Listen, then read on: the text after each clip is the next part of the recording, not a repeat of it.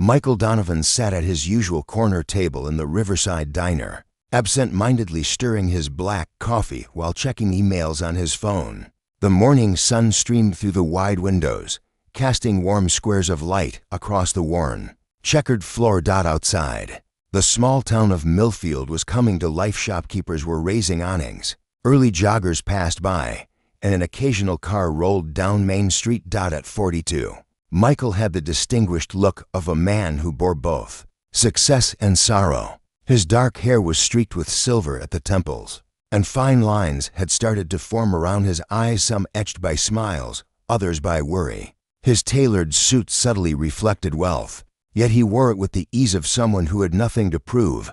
"Ready for some pancakes, buddy?" Michael set his phone down and smiled across the table. His 10-year-old son, Ethan Donovan, nodded eagerly, his blue eyes lighting up, seated in his specialized wheelchair. Ethan shared his father's dark hair, though his fell in unruly waves that refused to stay in place. The cerebral palsy that affected his motor functions never dulled, the expressiveness in his face or the intelligence shining through his gaze. Breakfast at Riverside had become their Saturday morning ritual. Ever since they moved to Milfield 6 months ago, Michael had relocated his tech company's headquarters from Boston to this quieter community, hoping the peaceful environment would help Ethan after the death of his mother 2 years ago. The grief counselor had recommended new surroundings, new routines, a fresh canvas for their reshaped life.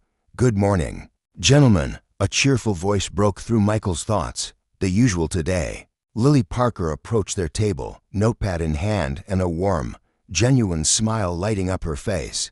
In her late 20s, she moved with a natural grace that made even the plain diner uniform, a blue button-down shirt, black slacks, and a white apron, look almost elegant. Her brown hair was pulled back into a practical ponytail, and laugh lines framed her warm hazel eyes. "Yes, please," Michael replied, returning her smile. "A stack of blueberry pancakes for the young man, and I'll have the veggie omelet." "Coming right up." Lily scribbled down the order, then turned her full attention to Ethan. "And how are you this morning, Mr. Ethan? Ready for another weekend adventure?" Ethan's face lit up with excitement.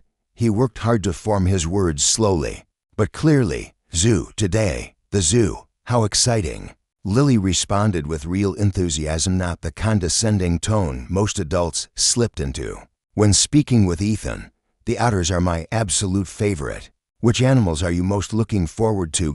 "Elephants," Ethan replied, his right hand lifting in a playful gesture that mimicked an elephant's trunk. "Excellent choice," Lily said with an approving nod. "Magnificent creatures.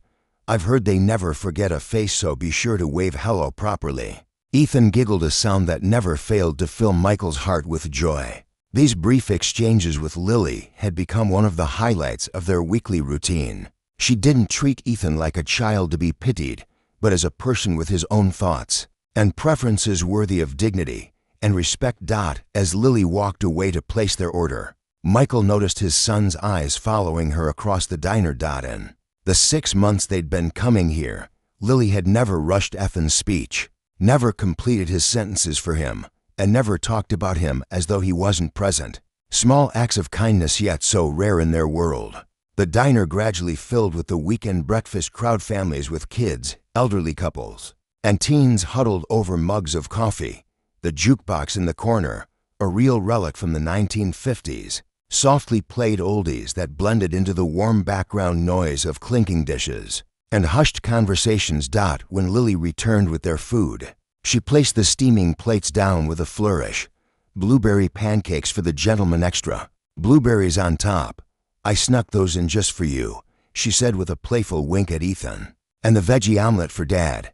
Can I get you anything else?" "We're all set, thank you," Michael replied, as he helped Ethan position his adaptive silverware. As they ate, Michael began to view the diner through a different lens. When he'd first moved to Milfield, he saw it simply as a peaceful place to raise his son far from the high demands of Boston. What he hadn't anticipated was discovering a sense of community in this modest little diner. With its chipped coffee mugs and vinyl booths, a few tables away, an elderly man reading a newspaper caught Lily's attention and lifted his empty mug.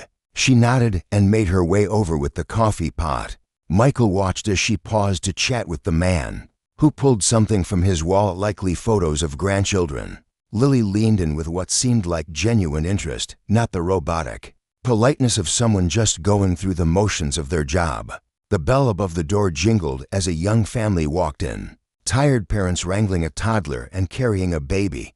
Without needing to be asked, Lily guided them to a booth already equipped with a high chair. She quickly handed over some crayons and a paper placemat to the older child. The mother's look of relief was clear. "Dad," Ethan's voice pulled Michael back to the moment. "The music's different." Michael listened more closely. The jukebox had switched to a softer tune. "What a Wonderful World" by Louis Armstrong. The familiar, gravelly voice filled the diner with a quiet warmth. "Good song." Michael agreed as he cut another bite of omelet. "Your mom loved this one." Ethan nodded, a flicker of sadness crossing his face briefly before his expression brightened again. "Lily, dancing." Michael looked up. Ethan was right. As Lily moved between tables, there was a soft sway in her steps that followed the rhythm of the music. Nothing exaggerated, just a natural, gentle motion. As if the melody flowed through her, she hummed quietly, while refilling water glasses, seemingly unaware that anyone had noticed. As she passed their table again, Ethan called out, "Nice dancing." Lily paused, a faint blush coloring her cheeks. "Oh, I didn't realize I was. This song just gets into my bones somehow." "Mom danced too." Ethan said the words slow but clear. A flicker of understanding passed across Lily's face. She set down her water pitcher and extended a hand toward Ethan. "Would you like to dance with me?" "Mr. Ethan." Ethan's eyes widened with surprise and delight. He looked to his father for reassurance. Michael gave a gentle nod of encouragement, though he wasn't quite sure what Lily had planned. How would she dance with a child who couldn't stand on his own? With calm confidence, Lily stepped behind Ethan's wheelchair and bent down until her face was level with his. "I'll be your legs, and you be the director." "Ready?" Ethan nodded eagerly. Lily began to move his wheelchair in a smooth, flowing motion that followed the rhythm of the music, creating gentle. She guided the wheelchair through gentle turns and curves in the open space near their table. As she spun the chair slowly, she softly sang along to Armstrong's timeless lyrics about trees of green and red roses too. Ethan's laughter rang out free, joyful, unfiltered. His arms danced with the rhythm, conducting their spontaneous performance. Other diners paused their meals to watch, smiles spreading across faces both young and old. Michael felt something tighten in his throat as he watched his son experience the pure, simple joy of dance, something Catherine would have given him had she still been alive.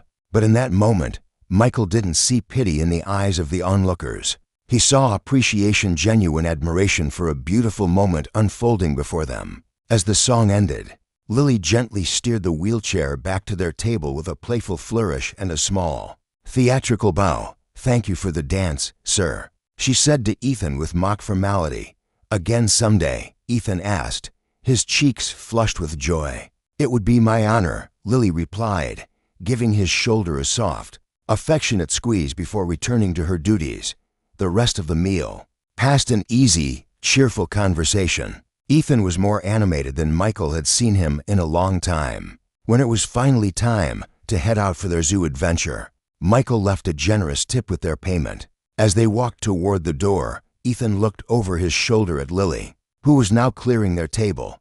"Bye, dance friend," he called. Lily looked up, smiled, and waved. "Bye, Ethan. Tell those elephants I said hello." Outside in the bright morning sun, Michael adjusted Ethan's cap to shield his eyes from the light. His mind lingered on the dance, the joy on his son's face, and the natural kindness of a waitress who hadn't seen his child as a condition to be managed but as a dance partner. 2 months after that unforgettable dance at Riverside Diner, Michael sat in his home office, reviewing quarterly reports. Summer had fully arrived in Milfield, turning the view outside his window into a lush, green canvas. The spacious Victorian home he'd bought on the edge of town had once felt vast and hollowed out now, with the warm breeze carrying the scent of freshly cut grass through the open windows. It was finally beginning to feel like home, His phone buzzed with a message from Mrs. Harmon, Ethan's physical therapist. "Ethan's session went wonderfully today. He asked me to send you this." Attached was a short video. Michael tapped play and watched, breath catching slightly, as Ethan, supported by parallel bars, took for determined, careful steps forward. His face showed deep concentration and fierce triumph. Pride welled up inside Michael. These small wins, they meant everything. He glanced at the clock. Nearly noon. Ethan would be wrapping up his therapy session soon, and Michael had promised to take him out to lunch at Riverside.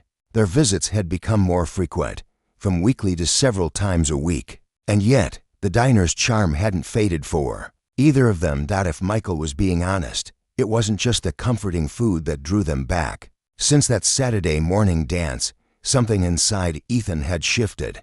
He'd become more expressive, more engaged with the world around him, and Michael, he found himself looking forward to those visits in ways that had nothing to do with blueberry pancakes. Lily Parker had become a light in their lives, always sincere, always respectful toward Ethan. She had started clipping newspaper articles about space, feeding Ethan's newest obsession. She'd even come to his adaptive swimming meet the previous weekend, cheering louder than anyone in the stands when he completed his lap. Michael gently closed his laptop and made his way downstairs. The house that had once echoed with quiet sorrow now hummed with signs of new life. Ethan's colorful drawings filled the fridge. Green plants sat happily on the windowsills. Books and games lay scattered across the living room to breathe. Healing had been so gradual that Michael hardly noticed it happening until it was already underway. As he collected his keys, the doorbell rang. Opening it, he found Mrs. Harmon and Ethan standing on the porch, both smiling broadly. "We finished early," Mrs. Harmon explained, "and this young man was very insistent about not being late for lunch." "Lily's special day," Ethan said, eyes shining with excitement. Michael raised an eyebrow. "Special day, birthday," Ethan clarified. "Told me last week." Michael hadn't known it was Lily's birthday. The realization that his son had remembered such a small detail and thought it important enough to rearrange their schedule touched him deeply. "Well then," Michael said, kneeling to meet Ethan's eyes, "we should probably bring her something special, shouldn't we?" After thanking Mrs. Harmon and seeing her off, they made a detour to Milfield Blooms, where Michael let Ethan choose a modest bouquet of cheerful daisies and purple asters. The florist wrapped them simply, tying them with a bright blue ribbon. When they arrived at Riverside Diner, the lunch rush was in full swing. Through the window, they could see Lily moving efficiently between tables, balancing plates with practiced ease, stopping to chat with each customer like they were the only one in the room. "There's our table," Michael said, pointing to their usual corner spot miraculously empty despite the crowd. Inside, the familiar smells and sounds welcomed them: coffee brewing, burgers sizzling, the hum of conversation, and the clink of cutlery on dishes. Lily spotted them immediately. Her face lit up with a smile that made something in Michael's chest tighten pleasantly. "My favorite Saturday customers on a Tuesday," she called out, making her way over. "What a nice surprise." Ethan, who had been hiding the flowers beneath the edge of his lap blanket, now produced them with a flourish. "Happy birthday, Lily." Surprise and genuine pleasure swept across her face. She accepted the bouquet with both hands, burying her nose in the blooms for a moment before looking up at Ethan. "You remembered. I can't believe you remembered from just that one little mention." "Important," Ethan said simply. Lily blinked rapidly, visibly moved. "These are absolutely beautiful." "Thank you, Ethan." She looked up at Michael. "And thank you, too. This was all his idea." Michael said truthfully, "I didn't even know it was your birthday. Not many people do." Lily admitted, "I don't usually make a big deal of it." "Special days should be special," Ethan declared, with the certainty only a child can muster. Lily smiled at him, her eyes suspiciously bright. "You're absolutely right." She glanced around her busy section, then made a quick decision. "You know what? I'm due for my break. Would you mind if I joined you for a few minutes?" They settled at the table, Lily placing her flowers carefully in a water glass she'd filled for that purpose. Michael noticed details about her he hadn't before. a small crescent moon pendant at her throat, the light freckles across her nose, the way she tucked her hair behind her ear when listening intently to Ethan. Any special birthday plans? Michael asked. While Ethan studied the menu, though they all knew he would order the same thing. Lily shrugged lightly. Not really. My roommate's working a night shift, so I'll probably just have a quiet evening at home with a good book. No cake? Ethan asked, visibly concerned. Lily laughed softly. Well, I did buy myself a little cupcake from Maggie's bakery. Not enough, Ethan declared, glancing at his father meaningfully. Michael caught on immediately and smiled. Ethan's right. A birthday deserves proper celebration. Then, turning to Lily, he asked, would you consider joining us for dinner tonight? Nothing fancy, Michael added quickly. Just cake, and maybe pizza at our place. The invitation surprised even him. Since Catherine's passing, their home had become a kind of sanctuary, quiet, private, rarely open to outsiders. Yet somehow, the idea of Lily sitting at their kitchen table didn't feel like an intrusion. It felt right. Lily hesitated, clearly caught off guard. Oh, I couldn't impose. Please, Ethan said softly. That single word, filled with genuine hope, made Lily's resistance melt. She smiled gently. If you're sure it's no trouble at all, Michael assured her. 7 o'clock, I can text you our address. After exchanging phone numbers and finishing their lunch, they said their goodbyes. Lily returned to her shift, and Michael promised they'd see her that evening, on the drive home. Ethan was more talkative than usual, eagerly planning what games they might play, insisting that they needed both cake and ice cream. Michael found himself caught up in his son's excitement. When was the last time Ethan had been this thrilled about having a guest? The afternoon passed in a blur of cheerful preparation. Together, they tidied the living room, placed a pizza order, and drove to the local bakery for a small chocolate cake with thick buttercream frosting. By 6:30 p.m., the house smelled of fresh coffee and the soft vanilla-scented candles Catherine had always loved. When the doorbell rang at exactly 7, Ethan practically vibrated with excitement in his wheelchair. I'll get it, he called. Michael followed. As Ethan skillfully wheeled himself to the door and opened it, Lily stood on the porch, no longer in her diner uniform, but in a simple sundress adorned with tiny flowers.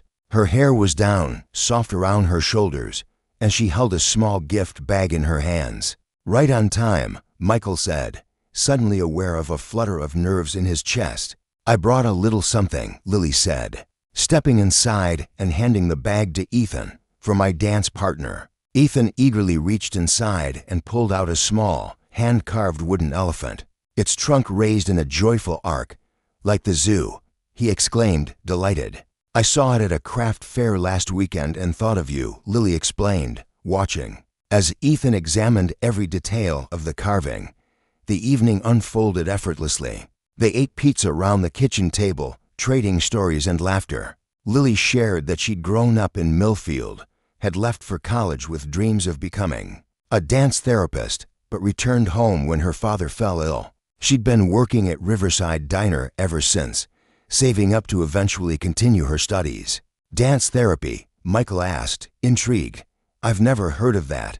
It's amazing, Lily said, her eyes lighting up as she spoke. It uses rhythm and movement to support both physical and emotional healing. I've seen it help people open up, connect, express things they couldn't with words. Sometimes it reaches places traditional therapy doesn't. Michael glanced at Ethan, remembering the joy on his face during their impromptu dance at the diner.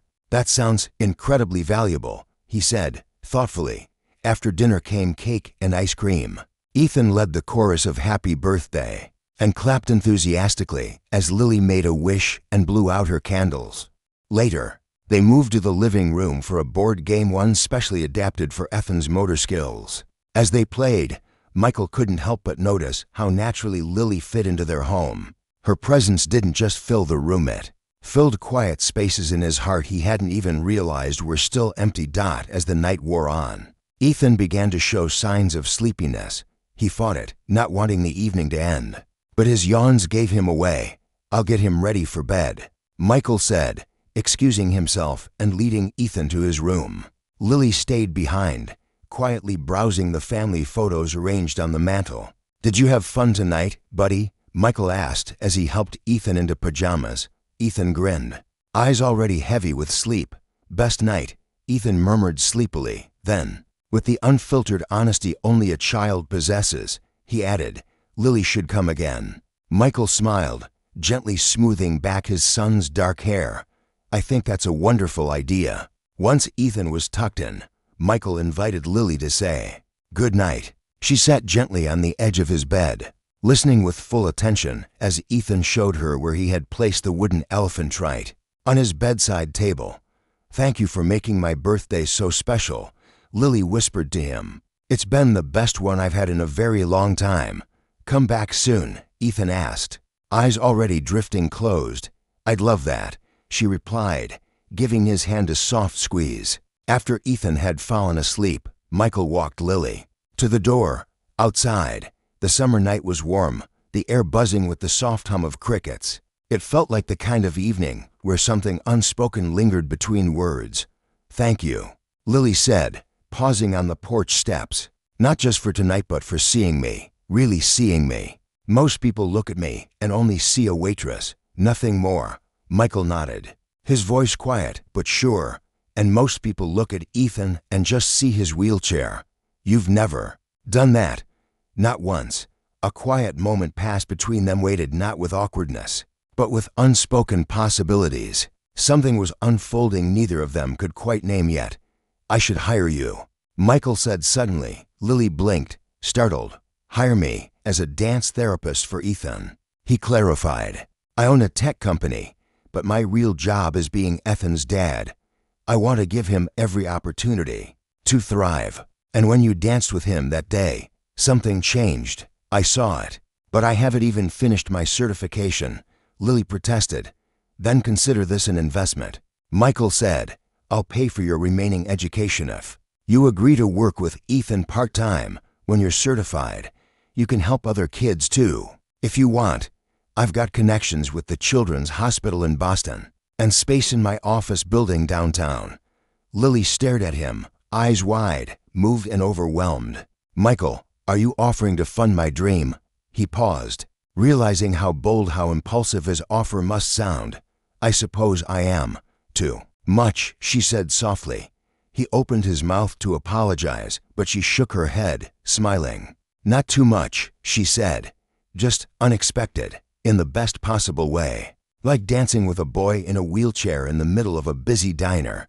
Michael chuckled. "Exactly like that." 6 months later, Parker Dance Therapy opened its doors in a bright, airy studio in downtown Milfield. Photos lined the walls, children of all abilities finding joy in movement. Ethan's laughing face featured prominently, captured mid-spin, his smile radiant. Lily had completed her certification in record time, her natural gift now empowered by formal training. Her sessions became known for more than just physical progress. They fostered confidence, connection, and joy. Michael often watched from the doorway as Lily guided Ethan through specialized exercises to strengthen his core and coordination. The difference in his son was profound, not just physically, but emotionally too. He spoke more, laughed louder, and carried himself with a new lightness. And when Lily caught Michael's eye from across the room and smiled, his heart swelled with something deeper than gratitude. It wasn't just therapy, it was healing. For all of them, a dance they were still learning, slowly, gently, step by step. Because some rhythms, like love, like healing, can't be rushed. They must unfold in their own time. Just like the unexpected bond between a waitress, a boy in a wheelchair, and a father whose world changed forever from the simple act of witnessing a dance.